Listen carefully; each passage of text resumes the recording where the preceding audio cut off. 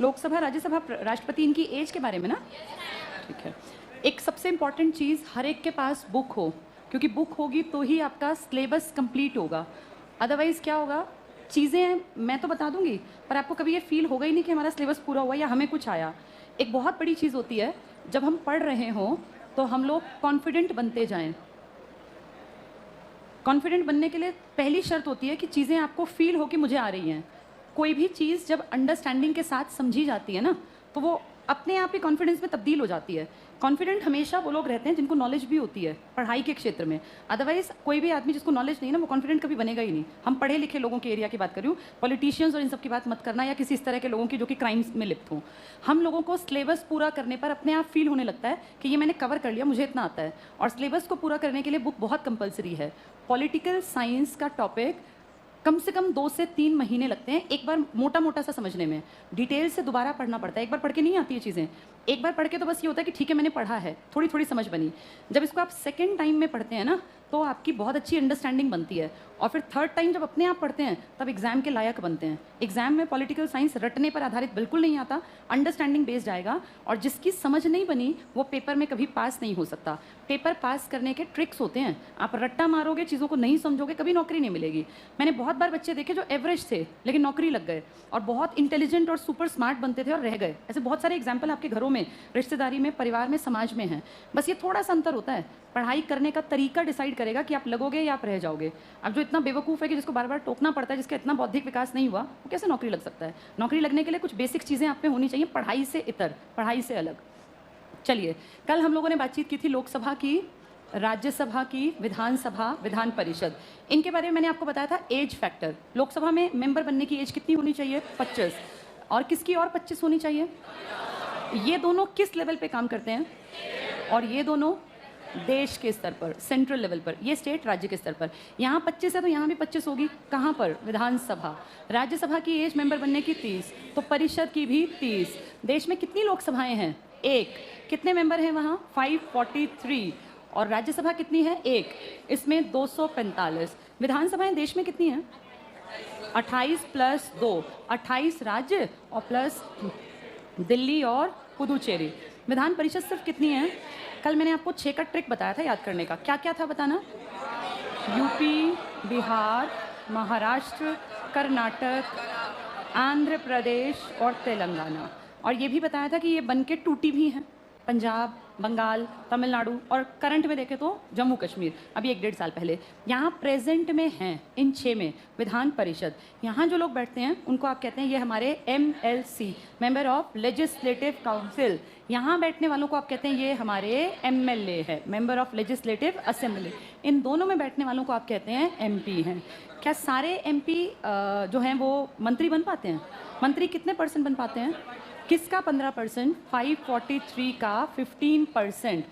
ये इतने मंत्री बनेंगे। अगर एक अंदाज़ा लगाएं तो लगभग 80 प्लस 81-82 के आसपास। आपके मोदी जी की सरकार में इस टाइम में कितने मंत्री हो गए हैं? 77। यानी लगभग करीब पहुंच गए, जितने के बाद तो बढ़ ही नहीं सकते, उतने तक पहुंचने वाले हैं। इसमें आपका PM प्लस 3 स्तर के मंत्री होते हैं, कैबिनेट मंत्री प्लस स्टेट मिनिस्टर और एक डेप्यूटी मिनिस्टर। ये बताए थे ना मैंने सारे। इन सबको मिला के आप कहते हैं ये हमारी काउंसिल ऑफ मिनिस्टर्स है। PM प्लस कैबिनेट को आप कहते हैं ये हमारा मंत्री मंडल है। ये सारे मिला के कहलाते हैं मंत्री की परिषद। परिषद को ही तो आप काउंसिल कहते हैं, परिषद, तो मंत्री परिषद। ये सब चीज़ें हमें इसलिए पता होनी चाहिए क्योंकि पॉलिटिकल का मेन मुद्दा ही ये होता है। जब पढ़ते हैं ना तो सबसे इंपॉर्टेंट यही चीज़ें पढ़नी और पढ़ानी पड़ती हैं। इसके बाद मैंने आपको बताया था कि किस तरह से आपके ये लोकसभा, राज्यसभा काम करते हैं। और आपके यहाँ इनका काम है टाइम टू टाइम हमारे लिए क्या बनाना? कानून। कानून कैसे बनता है? पहले क्या पेश किया जाता है? बिल, विधेयक। बिल कितनी तरह के होते हैं? 2। कौन कौन से टाइप के? एक साधारण और एक धन विधेयक। धन विधेयक की कंडीशन है कहाँ पेश होगा? केवल लोकसभा। कौन पेश करेगा? केवल मंत्री। अब तुम समझ जाओ कि इसको सिर्फ बीजेपी वाले पेश कर सकते हैं आज की स्थिति में। जब कांग्रेस सरकार थी सिर्फ कांग्रेस वाले, इसलिए आप इसको कहते हैं ये कैसे विधेयक है? सरकारी।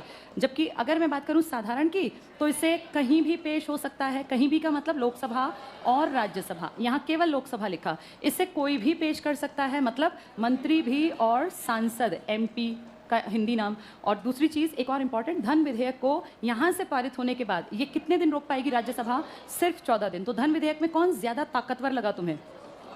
कौन है इसमें? लोकसभा। और राष्ट्रपति भी पहली बार में ही क्या कर देगा? साइन। क्यों बाध्य कर रखा है राष्ट्रपति को? इससे पूछ के पेश किया। भाई आपसे पहले पूछा ना, अब कैसे मना कर दोगे? यहाँ राष्ट्रपति क्या कर सकता है, यहाँ तो राज्यसभा भी रोक देगी। कितने महीने के लिए? एक दिन मैंने आपको बताया था, आपके देश में अगर इन दोनों का डिस्प्यूट हो तो क्या बुलाई जा सकती है? कौन बुलाता है आपका? President of India. और संयुक्त बैठक आज तक कितनी बार बुलाई गई? 3 बार। 3 ही कारणों से बुलाई जा सकती है। मान लीजिए एक कोई पारित कर दे, दूसरी पारित ना करे, दोनों पारित कर दें, प्रेसिडेंट ऑफ इंडिया को लगे गड़बड़ है, वापस भेजे, ये इसमें कुछ चेंज करे, अमेंडमेंट करे और वो चेंज इसे पसंद ना आए तो भी बुलानी पड़ेगी। एक पारित कर दे, दूसरी कितने महीने तक काम ना करे? 6 मंथ्स। इन 3 कंडीशंस में क्या बुलाई जाएगी? जॉइंट सेशन, संयुक्त बैठक। इसको बुलाने की पावर आपके प्रेसिडेंट ऑफ इंडिया के पास है। और ये जब इकट्ठे बैठेंगे तो आप लगा लो 543 + 245। ऐसा तो नहीं होता कि रोज सब आए, लेकिन फिर भी आप लगाओ लगभग 700 साढ़े 700 लोग इकट्ठे बैठेंगे और इन सब ने अपने अपने एरिया में, लोकसभा की बात करूं तो एक आदमी को लोकसभा का अध्यक्ष, ओम बिरला का नाम आप सबने सुना हुआ है, और अगर वो ना हो तो काम करते हैं उपाध्यक्ष। ये लोकसभा की बात हो रही है। राज्यसभा में सेम पोस्ट पर आदमी होता है सभापति, और अगर वो ना हो तो उपसभापति। आप सब अच्छी तरह जानते हैं इन चारों में से ये आदमी बाहर का है। कौन है ये भारत का वाइस प्रेसिडेंट ऑफ इंडिया ही क्या बन पाता है? राज्यसभा का सभापति। जब ये इकट्ठे बैठते हैं ना सब, तो उस कंडीशन में इसको नहीं बुलाया जाता। यानी 543 + 245 जब इकट्ठे बैठेंगे 700+ लोग, तब यहाँ पर इसकी अध्यक्षता 700+ लोगों का मॉनिटर या लीडर कौन माना जाएगा? अध्यक्ष। अगर अध्यक्ष नहीं है तो उपाध्यक्ष, ये भी नहीं है तो उपसभापति। इस कंडीशन में कभी भी कौन इसका हेड नहीं बन सकता? सभापति। ये लिखित में है, यानी उसको इसके मुखिया, जो इनका मुखिया है, जिसको आप कहते हैं कौन सी बैठक हो रही है? ये संयुक्त बैठक या जॉइंट सेशन, इसका प्रमुख नहीं बना सकते। इसको पहली प्रायोरिटी से ना हो तो ये, ना हो तो ये, इसको नहीं बनाना। मुझे बताओ वाइस प्रेसिडेंट ऑफ इंडिया कितनी सैलरी लेता है?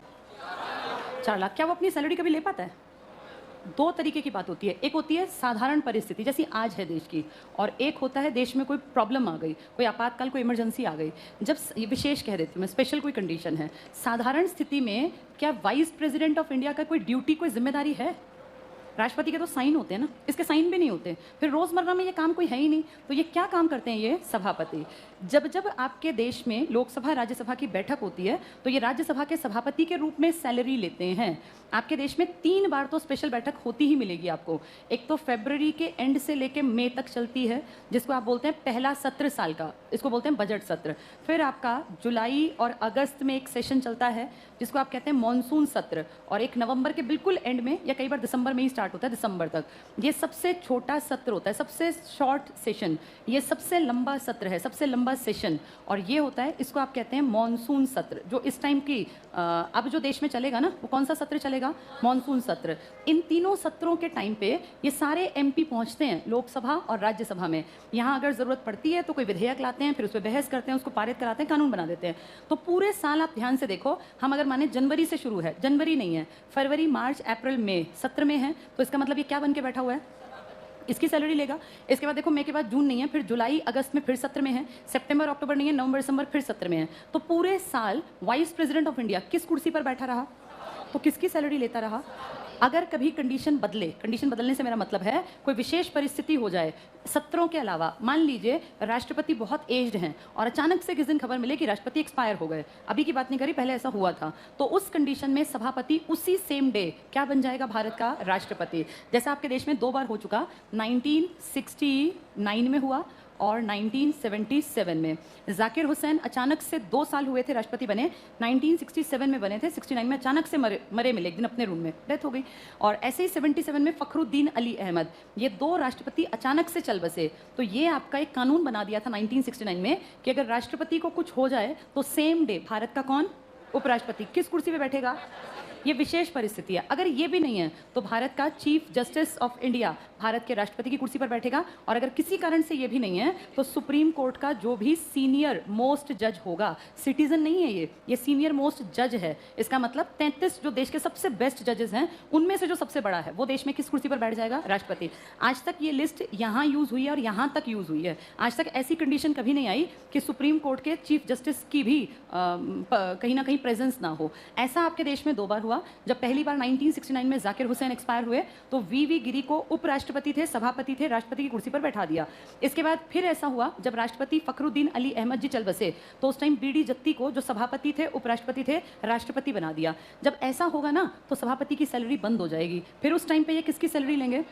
भाई जिसका काम करेंगे उसी की सैलरी लेंगे ना। अब काम किसका कर रहे हैं? ये राष्ट्रपति। लेकिन ये सिर्फ तब होगा जब आपका राष्ट्रपति या तो मर जाए या उसको हटा दिया जाए या वो प्रेजेंट ना हो, जो बहुत रेयर चांसेस हैं। तो ये मान के चलो कि साल भर इसकी सैलरी किस रूप में थी, और कभी विशेष कुछ होता है तो किसकी सैलरी है? किसकी सैलरी नहीं ले पाता? क्योंकि इसको दो ही रूपों में काम करना है, या तो राष्ट्रपति बन के काम करेगा और नहीं तो सभापति। 99% किस रूप में काम करता है? सभापति। विशेष परिस्थिति में क्या बन जाता है? राष्ट्रपति। तो इसकी अपनी सैलरी 4 लाख रुपए कभी नहीं मिलते। ठीक है, ये हुई इनकी बात। अब हम एक चीज़ और जानते हैं कि अगर किसी विधेयक को धन विधेयक का दर्जा दिया गया तो किसके स्टैंप और साइन लगेंगे होंगे इस पर? किसके स्टैंप और साइन होंगे? लोकसभा के अध्यक्ष। इसको देखते ही कौन एक्टिव हो जाएगी? राज्यसभा। कितने दिन के अंदर? और इसको देख के राष्ट्रपति क्या सोचेगा कि मुझे किसी भी कंडीशन में इसको वापस नहीं लौटाना, क्योंकि मेरी मर्जी से पेश किया गया। जितने भी आपके देश में धन विधेयक है ना, मनी बिल्स हैं, वो हमेशा प्रायर परमिशन ली जाती है राष्ट्रपति की। पेश नहीं होंगे अगर ये मना कर देगा। बहस तो बहुत दूर की बात है, पेश भी इसकी परमिशन के बाद ही हो सकते हैं। क्या ये बातें सबकी समझ में आ गई? ये सब कुछ दिन बाद तुम भूल जाओगे, सब भूलते हैं, मैं भी भूलती थी, इसीलिए किताब से इनको पढ़ना पड़ता है। बुक्स निकालो, जिनके पास हैं, जिनके पास नहीं है वो अपनी बुक्स ले लो। अगर पास होना है तो किताबें ज़रूरी होती हैं पढ़नी। चलो, इसमें सीधे मैं आपको लोकसभा राज्यसभा कराऊंगी। पेज नंबर 100 में पहुंच के मिलेगा आपको राष्ट्रपति के बाद। चलो पेज नंबर आप आ जाओ। प्रधानमंत्री, उप प्रधानमंत्री, मंत्री परिषद, ये सब मैंने आपको समझाया है, अब समझ में आ जाएगा। पेज नंबर 112 पे आ जाओ। राष्ट्रपति को भी समझाऊंगी 1-2 दिन बाद। 112 पर आओ। 112 की हेडिंग क्या मिली? प्रधानमंत्री और मंत्री परिषद। इसका पहले टेबल पढ़ा दूं ताकि आपको ये याद रखने में आसानी रहे। पेज नंबर 112 पे टॉपिक स्टार्ट है, टॉपिक स्टार्ट भी कराऊंगी। पहले 115 पे आओ, भारत के प्रधानमंत्री, क्योंकि बहुत बार पीएम और राष्ट्रपति की लिस्ट आती है एग्जाम में। कौन सी लोकसभा चल रही है आपकी? प्रेजेंट में कौन सी लोकसभा चल रही है? 17वीं। एक बार बोर्ड पे देखो, फिर ये टेबल बहुत आसान है। पहली और दूसरी लोकसभा एक आदमी ने संभाली थी, ये मैंने सब आपको बेसिक बैच में कराया होगा। तीसरी लोकसभा, चौथी और पांचवी, फिर छठी लोकसभा 2 लोगों ने संभाली। इसके बाद 7वीं लोकसभा, 7वीं और 8वीं लोकसभा, ये 2 लोकसभाएं संभाली थी पंडित जवाहरलाल नेहरू ने। इस वाली को संभाला था शास्त्री जी ने। चौथी, 5वीं इंदिरा ने। छठी में 2 आए थे, एक का नाम था मोरारजी देसाई और एक का नाम था चौधरी चरण सिंह। बेसिक बैच में ये ज़रूर कराती हूँ मैं टॉपिक। इसके बाद 7वीं में वापस से कौन आई थी? इंदिरा। और 7वीं, 8वीं, 2 महीने 7वीं के और पूरी 8वीं किसने संभाली? राजीव ने। तो कितनी लोकसभाएं हो गई यहाँ तक? 8। अभी कौन सी चल रही है? 17वीं। इसका मतलब आगे बढ़ें, 8 तक हो गई। 9वीं में फिर 2 आदमी आए, 10वीं में 1, 11वीं में 3 आदमी आए, 12वीं प्लस 13वीं, 14वीं प्लस 15वीं और 16वीं प्लस 17वीं। ये सब आपको ज़बानी याद होने चाहिए, ये सब किताब में लिखा है, सिर्फ बोर्ड पे समझो और रिकॉल करो। ये पहले हफ्ते में पढ़ाया गया था। 9वीं के 2 आदमी थे, वीपी सिंह और चंद्रशेखर। आया राम गया राम नाम लिए थे मैंने, आए और गए, साल साल भर के पीएम थे, पूरा साल भी नहीं पकड़ा। ये अच्छी तरह टिके थे। पीवी नरसिम्हा राव 10वें नंबर के प्रधानमंत्री और 10वीं ही लोकसभा संभाली है। रैंक भी 10वां और लोकसभा भी 10वीं। 11वीं में 3 आए, 13 दिन का राष्ट्र पीएम बने थे। अटल बिहारी वाजपेयी सबसे छोटे कार्यकाल के प्रधानमंत्री, महज 13 दिन के। फिर आए HD देवेगौड़ा, हृदनहल्ली डोडा गोड़ा देवेगौड़ा, हिंदी बोलनी नहीं आती थी, साउथ इंडियन थे।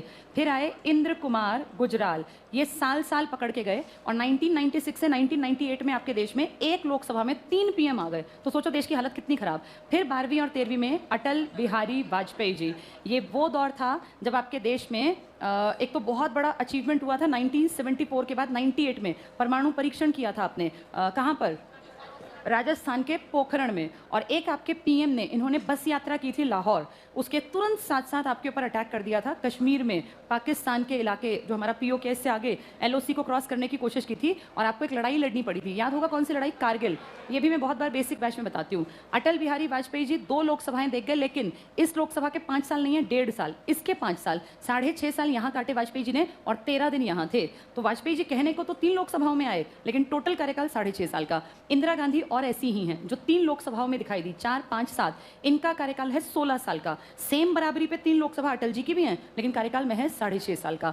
14वीं 15वीं देखी है मनमोहन सिंह ने और अब 16वीं 17वीं देख रहे हैं मोदी जी। तो ये आपके देश के आज तक के पीएम की लिस्ट है। अब ये लिस्ट अगर तुम ढंग से पढ़े होगे तो मैंने बेसिक बैच में ये लिस्ट कराई होगी, मैं हमेशा कराती हूँ। और इसमें खास ध्यान रखने की बातें क्या क्या हैं? हमारी टोटल 2 लोग ऐसे हैं जिन्होंने 2 से ज़्यादा लोकसभाएं देखी, 3-3 लोकसभाएं। एक कौन है? और एक है 2+ लोकसभाएं। हमारे देश में 4 लोग ऐसे हैं जिन्होंने ठीक 2-2 लोकसभाएं देखी हैं। इनमें नेहरू हैं और कौन है, राजीव, सही 2 लोकसभाएं। ऐसे 4 नाम लिखूंगी, नेहरू, राजीव, और बताना। मनमोहन सिंह जी ने 2 देखी, और अभी कौन बैठा है, मोदी। 2 से ज़्यादा मतलब 3 किस किस ने देखी, पढ़ लो, मोदी तुम्हारा कुछ नहीं करेगा, पढ़ने में ध्यान रखो। जब ये 2 नंबर में आते हैं ना बच्चे, ये कई बार फेल होते हैं, फिर इनको जब लाइफ दिखती है कि भैया लाइफ ये मौज मस्ती का नाम लाइफ नहीं है, लाइफ कमाने का नाम है, कमा के मौज मस्ती करने का नाम, तब अकल आती है। तब तक लेकिन कई पेपर निकल जाते हैं। ये पेपर सबको चांस नहीं मिलता बार बार। लकी मानो अगर तुम तैयारी कर रहे हो और 1 साल में बढ़िया पेपर हो गए, नहीं तो ऐसे ऐसे बच्चे भी हैं 2-2 साल से पढ़ रहे हैं, पेपर ही नहीं हुए। तैयारी बहुत अच्छी है, पेपर नहीं हुआ, तो पेपर सामने अब अगले 6 महीने खूब पेपर होने हैं, जिसमें दम है वो लग सकता है, और जिसको बैठे रहना है उसके अगले 2 साल भी कोई मतलब नहीं है फिर नौकरी निकलने का। ये मत सोचना लगातार निकलेंगी, एक बार ज़्यादा निकाल के सरकार अपनी इमेज सुधार लेगी, फिर सरकार ना निकाले 1 साल नौकरी। तुम अगर इतना अपने ऊपर ले पाओ इतना बर्डन कि 2 साल ना निकले तो भी मेरे ऊपर फर्क नहीं पड़ता। जो लग गया ना 2021 के पेपरों में लग गया, वरना 2023 से पहले फिर नौकरी नहीं है। जब इलेक्शन आएंगे ना 24 के, तब 23 में आएंगी अब नौकरियां, तो 2022 में इतनी आसान नहीं होगी नौकरी निकलना, फिर तो रिजल्ट और ये सब आएंगे। और जो जब फेल होंगे ना, तब देखना कितना दुख होगा कि यार पूरा साल बर्बाद गया, नौकरी निकली नहीं, निकली तो पेपर नहीं हुए। अब सरकार अगले पेपर जो बढ़िया लेगी ना, जैसे अब 21 में लेगी, 21 में बढ़िया पेपर लेके फिर 23 में लेगी, तो जो अफोर्ड कर सकता है 2 साल खराब करने, वो तो मौज मस्ती कर लो। और जिसको ये लगता हो कि यार मुझे 1-1.5 साल मुझे बेरोजगार नहीं रहना, 1.5-2 साल बहुत हो जाएंगे, उसके बाद फिर 23 की रखना आशा। 22 में फिर ये लोग जो अब पढ़ रहे हैं ना, इनका टाइम आएगा 22 में। 23 में जो तुम पढ़ते पढ़ते तुम्हें 1.5-2 साल हो जाएगा ना, फिर तुम्हें लगेगा यार उस टाइम पढ़ लिए होते। तो ये टाइम मत खराब करो, थोड़ा सा अपना टाइम की कीमत होती है। अब जैसे 2 महीने पहले कुछ भी करते फर्क नहीं था, अब एक दिन कीमती है। सबका पेपर होगा ना दिसंबर तक, कोई ना कोई पेपर सबने भर रखा है, नहीं भर रखा तो फिर तुम्हारी गलती है, क्योंकि आगे क्या पता कब पेपर आएंगे। चलो हमने ये देख लिया, 2 से ज़्यादा कितने लोग थे, 2 से ज़्यादा वाली लोकसभा 2, और सही 2 लोकसभा 4। और कितने लोगों ने, कितनी लोकसभाएं ऐसी हैं जिनमें 1 से ज़्यादा आदमी आया, 6ठी, 9वीं, 11वीं, 2 आदमी, 2 आदमी और 3 आदमी। ये उल्टी बात कर रही हूँ मैं। 2 ऐसे लोग हैं जिन्होंने 3-3 लोकसभाएं देखी, इंदिरा और अटल। इंदिरा गांधी ने 4थी, 5वीं, 7वीं, अटल जी ने 11वीं, 12वीं, 13वीं। 4 लोग ऐसे हैं जिन्होंने डबल लोकसभाएं देखी। नेहरू ने पहली, दूसरी, राजीव ने 7वीं, 8वीं, मनमोहन सिंह जी ने 14वीं, 15वीं, और मोदी जी ने 16वीं और 17वीं। 3 लोकसभाएं ऐसी, मैंने इंसान नहीं लिखा लोकसभाएं, यहाँ आदमियों के नाम थे। लोकसभाएं ऐसी हैं जिनमें 1 से ज़्यादा पीएम आया। 6ठी में कौन कौन आए, मोरारजी और चौधरी चरण सिंह जी। इसमें 2 कौन आए, वीपी सिंह और चंद्रशेखर। इसमें आए अटल बिहारी वाजपेयी जी, HD देवेगौड़ा, इंद्र कुमार गुजराल। अब बताओ कितनी लोकसभाएं हैं जिनमें सिंगल आदमी आया, इसमें से ही फाइंड आउट कर लो। पहली दूसरी तो होगी नहीं, क्योंकि पहली दूसरी तो यहाँ लिख दी मैंने। ये नेहरू के पास, नेहरू किस किस में थे, पहली और दूसरी में। इसके बाद देखो ये इंदिरा किस में थी, 4थी, 5वीं और 7वीं में। अटल जी 11वीं, 12वीं और 13वीं में। मोदी जी 16वीं और 17वीं। मनमोहन सिंह जी 15वीं, 14वीं और 15वीं, 14 + 15। राजीव थे 7वीं और 8वीं में। ठीक है, अब इनमें से देख के बताओ जो नहीं लिखी मैंने, वही होंगी सिंगल वाली। मैंने तीसरी लोकसभा नहीं लिखी इसमें कहीं भी। इसमें कौन था, शास्त्री जी। फिर देखो 1-2 लिखी हैं, यहाँ देखो 1-2 ये रही, 3-4 कहाँ है, 3 वो रही, हाँ आ गई, 4-5, फिर 6 यहाँ है, फिर 7 यहाँ है, फिर 8 यहाँ है, फिर 9 ये रही। तो ये तो आ ही नहीं सकती। 10वीं नहीं लिखी, 10वीं में थे PV नरसिम्हा राव। फिर 11वीं मैंने इसी में लिखी है, 11, 12, 13 देखो ये रही, तो ये नहीं होंगी। 14 मैंने लिखी है कहीं पर, कहाँ लिखी है, 14, 15 मनमोहन और 16, 17। ये सारी लोकसभाएं तुम्हारे सामने हैं। आज तक सिर्फ 2 लोकसभाएं थी जिनमें सिंगल आदमी आया, मतलब वो आया और अकेला वही था। ये है कौन कौन सी, तीसरी और 10वीं। पहली दूसरी दोनों में कौन आया, नेहरू। तीसरी में कौन आए, शास्त्री जी, सिंगल। 4थी, 5वीं में कौन आई, इंदिरा गांधी। 6ठी में 2 लोग आए। 7वीं में इंदिरा। 7वीं, 8वीं में देखो ये इंदिरा। 7वीं, 8वीं किसने देखी, राजीव गांधी ने, ये रहा राजीव। 7वीं, 8वीं। 9वीं में फिर 2 लोग आए। फिर 10वीं में फिर 1 आदमी आया। 11वीं में 3 आदमी। 12, 13 ये रहा देखो, 12, 13, 14, 15, 16, 17। अब 17वीं चल रही है। ये क्लियर हो गया सबको। अब जल्दी से किताब उठाओ, अब ये दोबारा नहीं पढ़ाऊंगी, अब ये तुम्हें पेपरों में एज इट इज करना है। पेज नंबर 115 पे आ जाओ। भारत के प्रधानमंत्री का टेबल देखो। पहला पॉइंट देखना, जवाहरलाल नेहरू देश के प्रथम प्रधानमंत्री। अंडरलाइन कर लो मेन बात को, प्रथम है। कार्यकाल है इनका 15 अगस्त 1947 से 1964 के मई तक। तो कितनी बार तिरंगा फहराया, इन्होंने रिकॉर्ड 17 बार तिरंगा फहराने का रिकॉर्ड किसके नाम है? पंडित जवाहरलाल नेहरू। सबसे ज्यादा बार इनकी बेटी इनके कंपटीशन में आ गई थी, कितनी बार? 16। अगर इंदिरा का मर्डर ना होता, राजीव अपनी माँ की कुर्सी पर बैठे, इंदिरा बैठी रहती, और राजीव 84 से 89 तक बैठे। अगर इंदिरा उस टाइम बैठती तो इंदिरा अपने पिताजी के रिकॉर्ड को तोड़ देती और इंदिरा 20+ पे पहुंचती, लेकिन हुआ नहीं ऐसा। यहाँ टिक कर लो, लिख लो 17 बार तिरंगा नेहरू के पास, 17 बार तिरंगा। तो 47 से 64 में मई में गए हैं, यानी 63 तक का तिरंगा इनके हाथ में था। अगला देखो जरा, सबसे लंबा कार्यकाल हुआ 17 साल लगभग का, गुलजारी लाल नंदा, GL नंदा। क्या सच में पीएम बने थे ये 2 लोगों की मौत के तुरंत बाद पीएम बने। पहले किसकी मौत हुई? पहले सबसे पहले नेहरू की। मैं पीएम पढ़ा रही हूँ, राष्ट्रपति नहीं। दूसरी किस पीएम की मौत है? शास्त्री जी की। विदेश गए थे, डेड बॉडी के रूप में वापस आए, बताई थी ना सारी कहानी, ताशकंद, सेम वही। तो गुलजारी लाल नंदा कार्यवाहक पीएम है, एक्टिंग प्राइम मिनिस्टर, काम करने आए थे। किसकी मौत के बाद आए? 2 लोगों की लगातार मौत थी, 64 और 66 में, पहले नेहरू जी की फिर शास्त्री जी की। ये टिक कर लो, कार्यवाहक। कार्यवाहक प्रधानमंत्री के रूप में 2 बार, डबल टिक करो, कार्यवाहक 2 बार। बस मेन बात को टिक करना, पेपर से पहले सिर्फ नजर मारनी होती है, सारी किताब नहीं पढ़ी जाती। तो 2 बार कार्यवाहक। कार्यकाल बस पढ़ लो, 27/5 से 9/6 तक था, यानी कुछ दिनों का था। ये 2 बार ऐसे 13-13 दिन के पीएम बनेंगे। किन 2 पीएम्स की मौत के बाद? नेहरू और शास्त्री। अगला टिक करो, लाल बहादुर शास्त्री, प्रथम प्रधानमंत्री जिनकी आधिकारिक विदेश यात्रा के दौरान मृत्यु। टिक कर लो, विदेश यात्रा, मृत्यु। कौन सी विदेश यात्रा पर गए थे ये गए थे ताशकंद में। क्यों गए थे ताशकंद में? एक समझौता होना था हमारे और पाकिस्तान के बीच में, क्योंकि कौन से सन में हमारी और पाकिस्तान की लड़ाई छिड़ी हुई थी?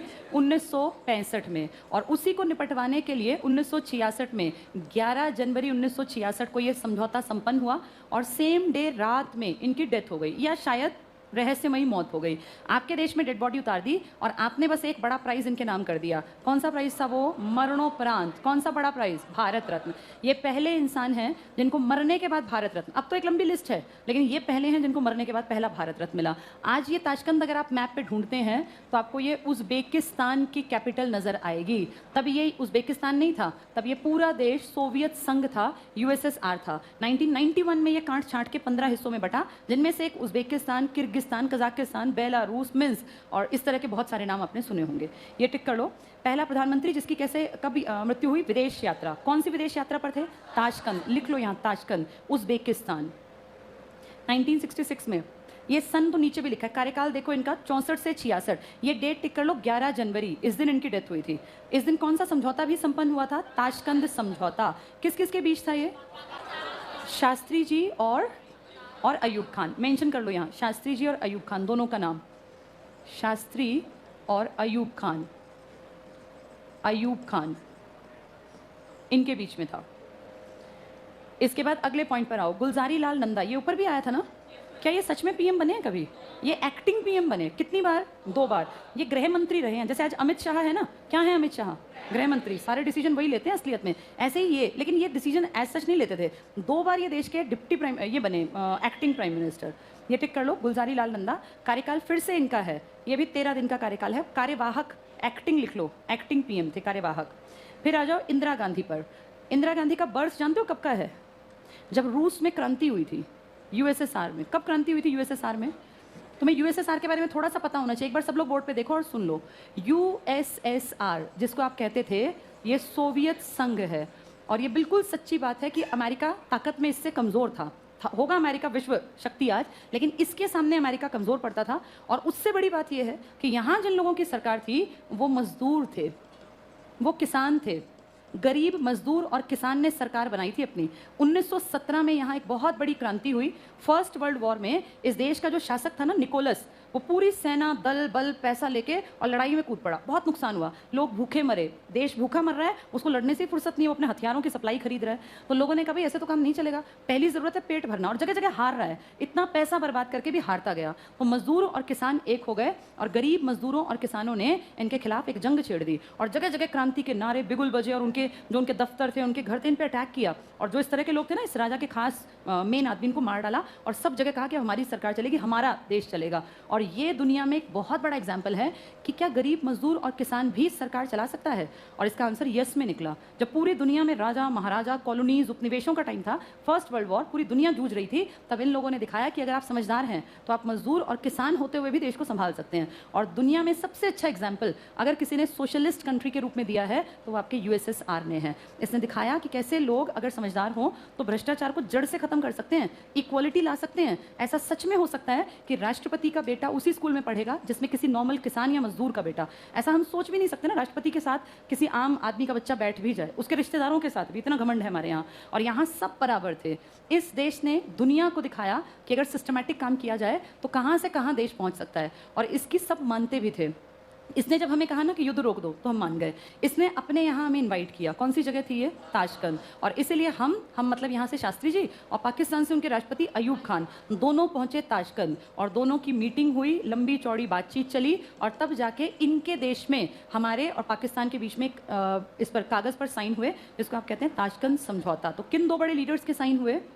अयूब खान और शास्त्री। कौन था यहाँ पर मेन मुखिया? यूएसएसआर। यूएसएसआर बाद में धीरे धीरे गड़बड़ियाँ हुई, फिर ये कांट छांट होने लगी, और इनकी जो ताकतवर सरकार थी वो अगली पीढ़ियाँ संभाल नहीं पाई और इसमें फूट पड़ गई, और इसके अलग अलग हिस्से बन गए 15। 1991 में ये पूरी तरह से कांट छांट के 15 हिस्सों में डिवाइड हो गया, जिसमें से आज एक आप रशिया के नाम से जानते हैं, रूस, जिसकी राजधानी है मॉस्को। तो ये जो है ना रूस, ये यूएसएसआर का ही हिस्सा है। रशिया एक ऐसा देश है जो 2 कॉन्टिनेंट्स में पड़ता है। रशिया को अगर आप मैप पे देखेंगे तो वो आपको एशिया में भी दिखाई देगा और यूरोप में भी दिखाई देगा। तो ऐसे 3 देश हैं, लेकिन मेन कौन सा देश है अगर आपसे पूछा जाए तो कहेंगे रूस। इसकी पूरा बॉडी जो आप देखते हैं ना, कहाँ है, तो आप एशिया देखते हैं, लेकिन जब इसकी राजधानी की बात करें, जो मैंने क्या बताया, मॉस्को, उसको आप लोकेट करेंगे तो आप देखेंगे वो यूरोप के साथ पड़ती है। तो रशिया दुनिया का सबसे बड़ा एरिया में जो देश है, ये 2 महाद्वीपों में स्थित है। किस किस में? यूरोप और एशिया। और यहीं पे वो पहाड़ हैं जो यूरोप को एशिया से अलग करते हैं, नेचुरल बाउंड्री, जिसको आप कहते हैं ये यूरेशिया। यूरेशिया का हिस्सा है यूरोप और एशिया। यूरेशिया, यूरेशिया का मतलब पहाड़ों का अगर मैं नाम लूँ तो ये यूराल है। यूराल, यूरेशिया मतलब यूरोप और एशिया, पहले एक ही था। यूराल पहाड़ है ये जो एशिया को यूरोप से अलग करते हैं। ये हमें नहीं पढ़ना, ज्योग्राफी का टॉपिक है। वापस आते हैं, हमारा मेन टॉपिक था कि ये संधि समझौते कहाँ हो रहे हैं। तो कहाँ हुई ये बैठक? ठीक है, अब जल्दी से अगला पॉइंट पढ़ेंगे। गुलजारी लाल नंदा हुआ, इंदिरा गांधी 1917 में जन्मी थी, लिख लो, यहाँ से हम क्रांति के उस पर गए थे। 1917 में बर्थ। फिर टिक करना, पहली महिला प्रधानमंत्री। पहली महिला प्रधानमंत्री जो चुनाव हारी, पहली प्रधानमंत्री। कौन से इलेक्शन में हारी थी ये? जब आए थे छठी लोकसभा में 2 आदमी। कौन कौन थे वो? चौधरी चरण सिंह जी और क्या नाम था, मोरारजी देसाई। इलेक्शन हारी थी 1977 का। कार्यकाल टिक कर लो, 66 से 77। 66 से 77 इंदिरा गांधी का टाइम पीरियड है। कब से कब तक बता रहे हैं? हाँ, अब एक बार बोर्ड पे देखो सब लोग। 1966 से और कितना बताया? 77। ये बहुत इंपॉर्टेंट है, ध्यान से समझना। इस पीएम का दौर है, ये एक पीएम है, और आपके देश में कितने सारे राष्ट्रपति आएंगे देखो। आपका पहला राष्ट्रपति कब था? 1952 इलेक्टेड अगर कहूँ, 62 तक। दूसरे 62 से 67, यानी ये इनके बीच में आ गए होंगे, आ गए होंगे ना ये भाई। 62 से 67 है, ये 66 में आई, तो क्या इनको ये वाले राष्ट्रपति मिले? इन्होंने 66 में जब ये बनी तो राष्ट्रपति कौन था? एस राधाकृष्णन। फिर तीसरा राष्ट्रपति बना 1967 से 69, इनके बीच में आ गया। चौथे राष्ट्रपति बने 1969 से 1974, और 5वें राष्ट्रपति बने 1974 से 77। इसका मतलब एक अकेली इंदिरा गांधी के टाइम में कितने राष्ट्रपति आए? कितनी बड़ी बात है, एक अकेली प्रधानमंत्री और राष्ट्रपति कितने? 4। ऐसा एक बार और होगा जब आगे पहुंचेंगे ना लिस्ट में। अभी यहाँ समझाने के लिए बताया, इंदिरा गांधी ने 4 राष्ट्रपतियों के अंडर काम किया। पहले का नाम था एस राधाकृष्णन, क्योंकि वो कब से कब तक थे? 62 से 67, तो 66 में आई तो इनको वो मिले। फिर उसके बाद अगले जो थे उनका नाम था जाकिर हुसैन, इनके टाइम में भी इंदिरा ने काम किया, ये रहे। फिर उसके बाद अगले अचानक से डेथ हो गई, फिर कौन बने? वी गिरी, तब भी इंदिरा बैठी थी। और फिर जब अगले राष्ट्रपति गिरी के बाद आए फखरुद्दीन अली अहमद, तब भी इंदिरा बैठी थी। तो इंदिरा का टाइम पीरियड देख रहे हो कितना लंबा, कितने राष्ट्रपति आ गए और चले गए? 4। जब ये आई तो दूसरे राष्ट्रपति थे, फिर तीसरे भी देखे, चौथे भी, और 5वें भी इन्होंने जब आपातकाल हटाया ना तो मर गए थे। 2 ही राष्ट्रपति आज तक आपके टाइम पीरियड में मरे हैं अब तक, और दोनों राष्ट्रपति किसके टाइम पीरियड में खिसक गए थे, मर गए थे? देखो 4 राष्ट्रपतियों का कार्यकाल देखा, इनमें से 2 तो टाइम के बीच में चले गए, ये 2 साल बाद, ये 3 साल बाद। आज तक और कोई नहीं मरा राष्ट्रपति। तो ऐसी कौन सी प्रधानमंत्री है जो जब पीएम बनी और लगातार में पीएम रही और उन्होंने 4 राष्ट्रपतियों का कार्यकाल देखा? इंदिरा गांधी। कौन से 4 राष्ट्रपति हैं ये?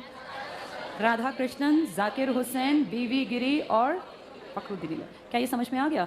यहाँ लिख लो ये बात, इंदिरा गांधी के पास लिखो 4 राष्ट्रपति। 4 राष्ट्रपति देखे, ये 4 राष्ट्रपतियों का कार्यकाल देखा, और चारों के नाम लिख लो, नीचे लिख लो ये एक लाइन में, 4 राष्ट्रपति।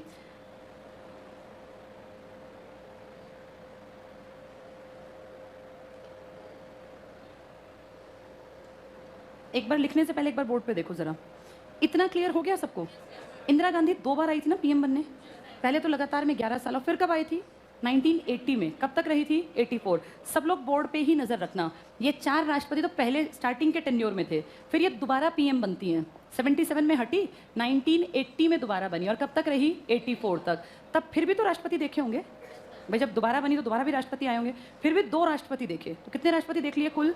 6 राष्ट्रपति, 6 राष्ट्रपति, और 2 बीच में एक्सपायर हुए, तो उनका काम संभालने भी 2 आए होंगे, तो कितने राष्ट्रपति देख लिया? 8। ऐसा कोई नहीं है, इनके पिताजी भी नहीं है, इनके पिताजी ने बस 1 राष्ट्रपति देखा था, और दूसरा बना ही बना था। कौन था वो पहला? राजेंद्र प्रसाद, क्योंकि वो 52 से 62 तक थे, इनके पिताजी 64 तक थे, राधाकृष्णन और आ गए थे, लेकिन इनका टाइम पीरियड पिताजी के मुकाबले कम है, और राष्ट्रपति कितनी लंबी नाम की लिस्ट है पूरी। अब इसमें देखें जरा, इसमें कौन था आपका राष्ट्रपति? तुम्हें राष्ट्रपति का टेबल मैंने जब तुम बेसिक बैच में थे तब कराया था, याद है किसी को? किस राष्ट्रपति ने एक दिन महीने शपथ ली? ना दिन बदले, ना महीने बदले, ना साल बदले। कोई ऐसा राष्ट्रपति था तुम्हारा? क्या नाम था उसका? नीलम संजीव रेड्डी। कब शपथ ली थी इन्होंने? 1977। वो दिन और आज का दिन, किसी भी राष्ट्रपति ने इस डेट से अलग शपथ नहीं ली, और सबका कार्यकाल कितने कितने साल का निकला? 5 साल। ना कोई मरा, ना रिपीट हुआ, ना टाइम से पहले हटा। ये 6ठे नंबर के राष्ट्रपति थे ना, नीलम संजीव रेड्डी। ये मैंने बताई थी सारी बातें तुम्हें। 25 जुलाई 77 से 82 तक, जब ये 80 में बनी तब कौन रहे होंगे? नीलम संजीव रेड्डी। समझ में आ गया? ये 6ठे राष्ट्रपति हैं, क्योंकि 4 हम पीछे लिख के आ गए, तो 6ठे राष्ट्रपति इन्होंने कौन से देखे? नीलम संजीव। अब ये 82 में हट गए, अगला आ गया होगा 25 जुलाई 1982 से 87। पहले सिख राष्ट्रपति कौन थे?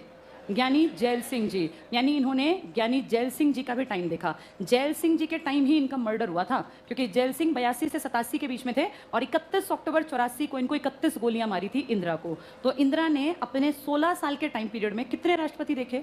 6। तो ये 8 हम क्यों कहते हैं? क्योंकि 2 कार्यकाल के बीच में मर गए थे। कौन कौन? एक जाकिर हुसैन और एक फखरुद्दीन। जाकिर हुसैन के बाद काम संभालने के लिए आए थे वीवी गिरी, लेकिन वीवी गिरी ने इस्तीफा दे दिया, हिदायतुल्ला थे, और इनके बाद आए थे बीडी जत्ती। अगर मैं मरने वालों के बाद आने वालों की भी काउंटिंग करूं तो लिस्ट बहुत लंबी है। इसके अलावा इन्होंने जो एक्टिंग प्रेसिडेंट भी देखे, प्रेसिडेंट ऑफ इंडिया, तो वो देखे वीवी गिरी। चलो गिरी तो हमने परमानेंट में गिन लिया, कोई बात नहीं। फिर कौन देखे थे? एम हिदायतुल्ला, और एक और कौन देखा था? बीडी जत्ती। आज तक आपके कितने राष्ट्रपति हुए हैं टोटल? राष्ट्रपति कौन से नंबर के हैं ये? 14th नंबर के। ये अकेली एक औरत जो पीएम की कुर्सी पर बैठी है, 14 में से कितने राष्ट्रपति इन्होंने देख लिए? 8 राष्ट्रपति। कितनी बड़ी बात है ना। 6 राष्ट्रपति तो इन्होंने परमानेंट देखे हैं, और 7 और 8 ये एक्टिंग 3 देखे, लेकिन इन 3 में से एक तो परमानेंट भी बन गया था ना, वीवी गिरी 5 साल का।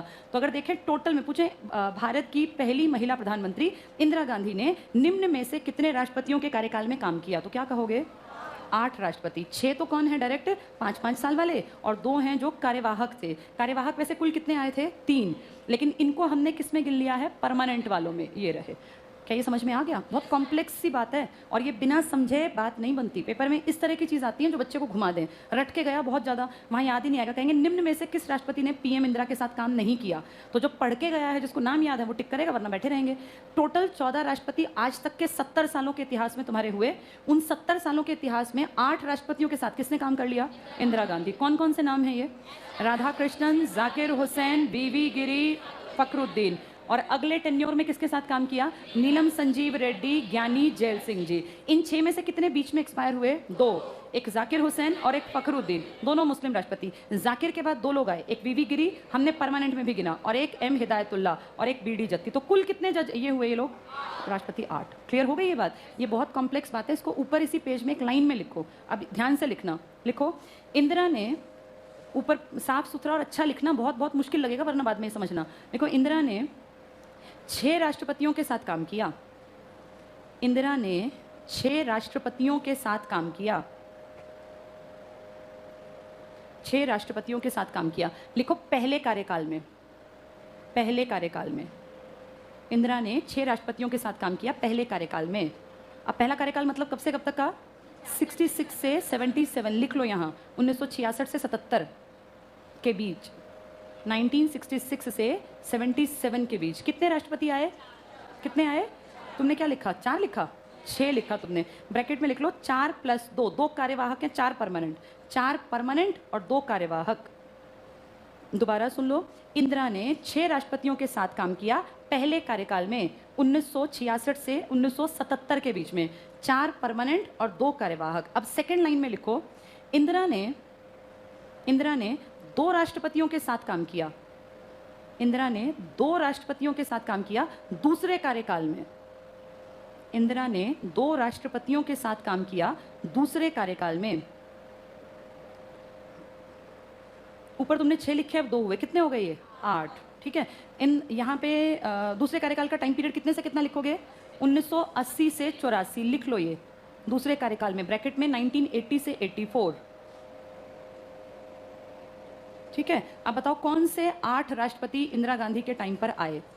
पहले से शुरू करें, राधा कृष्णन, फिर जाकिर हुसैन, बीच में एक्सपायर हो गए, वीवी गिरी, उन्होंने काम छोड़ा तो एम हिदायतुल्ला, फिर परमानेंट आ गए वीवी गिरी, तो वो हमने नाम एक ही बार अगर इंक्लूड करें। उससे अगले कौन बने? वीवी गिरी के बाद ये देखो, वीवी गिरी के बाद कौन बने? फखरुद्दीन अली अहमद। अचानक से ये भी चले गए। फिर आए बी डी जत्ती, और जत्ती के बाद फिर अगले टेन्योर में कौन आया? नीलम संजीव रेड्डी, और फिर आए ज्ञानी जैल सिंह जी। तो अगर हम टोटल को गिने तो 4 पहले और 2 बाद में, कितने हो गए? 6। और अगर 2 मर गए, उनके बजाय जो 3 आए उनमें से 1 को परमानेंट माने, तब भी कितने हो गए? 8। 8 लोगों ने इंदिरा गांधी के प्राइम मिनिस्टरशिप के ऊपर बैठ के काम किया कि भाई हम प्रेसिडेंट हैं और ये पीएम है। ये बात अपने आप में बहुत बड़ी है, क्योंकि ऐसी टक्कर में इनके पिताजी भी नहीं है, जिनका कार्यकाल कितने साल का है? 17।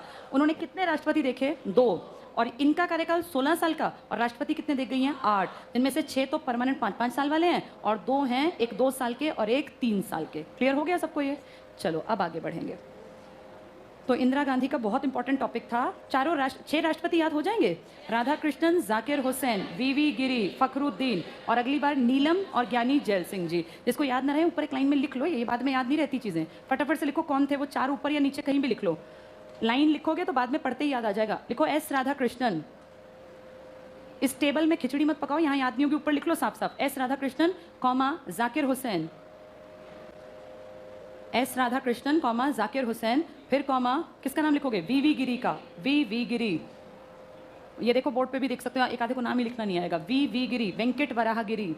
और चौथे FA अहमद, फखरुद्दीन अली अहमद। ये 4 हो गए। इन चारों के साथ 2 लोग एक्सपायर हुए, इनमें से कौन कौन? जाकिर और फखरुद्दीन। जाकिर के बाद 2 कौन आए? वीवी गिरी और हिदायतुल्ला, और ये फखरुद्दीन के बाद BD जत्ती। अभी यहीं पे लिखो 2 और का नाम, तुमने 4 लिख लिए, नीलम संजीव रेड्डी और ज्ञानी जैल सिंह जी। ये 6 राष्ट्रपति हैं, नीलम संजीव रेड्डी और ज्ञानी जैल सिंह जी। 14 में से सोचो 8 के साथ इसने काम किया, 2 कार्यवाहक, चलो परमानेंट देखे तब भी 6 के साथ, तो कितना बड़ा, ये बहुत बड़ा रिकॉर्ड है इनका। ठीक है, चलो इंदिरा गांधी का बर्थ कब हुआ था? 1917। मर्डर कब हुआ है? 31 अक्टूबर 1984। कितने राष्ट्रपतियों का कार्यकाल देखा? 6 तो परमानेंट 5 साल वाले थे, जिनमें से 2 बीच में गुजर गए, तो कार्यवाहक कितने आए? 2। 3 आए थे लेकिन 1 परमानेंट में आ गया था। नेक्स्ट पे आ जाओ, मोरारजी देसाई। जन्म इनका 29 फरवरी को हुआ, तो 4 साल में एक ही बार बर्थडे आएगा। मैंने क्या बताया था? सबसे बड़ी उम्र के पीएम बने थे ना ये। किस उम्र में? 81 में, 81 साल में। अंडरलाइन कर लो, एकमात्र प्रधानमंत्री जिनका जन्मदिन 4 वर्ष बाद आता है। कार्यकाल इनका 77 से 79, यहाँ लिखो 81 ईयर्स में बने। सबसे बड़ी उम्र का पीएम है ये आपके देश का, 81 साल का। 40 साल का पीएम कौन था? राजीव गांधी। तो सबसे एज्ड पीएम कौन है? मोरारजी देसाई। कब बनने का मौका मिला? जब इंदिरा हटी, और इंदिरा हटी तो सिर्फ 2.5 साल के लिए, 77 से 80 के बीच में। इसके बाद फटाफट से अगला टिक कर लो, कार्यकाल इसका हुआ 79। पहला प्रधानमंत्री जिन्होंने पद से त्यागपत्र दिया, रिजाइन करके हटने वाला पहला पीएम मोरारजी देसाई। और ऐसी पीएम जिसने 8 राष्ट्रपतियों के साथ काम किया। कार्यवाहक कितने थे?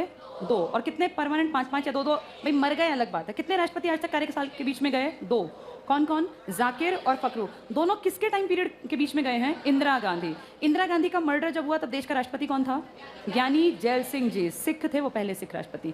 अगला फटाफट से टिक कर लो, मोरारजी के पास एक चीज और लिख लो, लिखो भारत रत्न और निशान पाक। पाकिस्तान का सबसे बड़ा अवार्ड मिला इनको।